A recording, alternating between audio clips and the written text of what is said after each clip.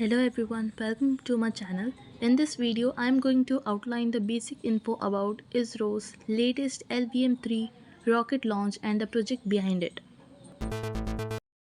OneWeb Network SS Associate Limited is a communication company that aims to build broadband satellite internet services.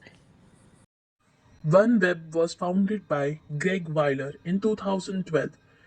It launched its first satellites in February 2019. OneWeb satellite constellation program is planned to have 648 satellites in low Earth orbit. The satellites are built by OneWeb's Satellites, a joint venture between Airbus and OneWeb. OneWeb's first six satellites were launched on Soyuz rocket on 27 February 2019. First large batch of 34 satellites was launched on 6 February 2020.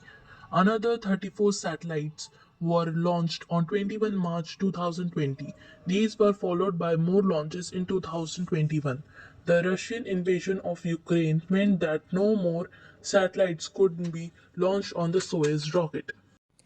Satellite launches were resumed later in Q4 of 2022 using SpaceX Falcon 9 and Indian LVM3 rockets. As of January 2023, 544 satellites have been launched.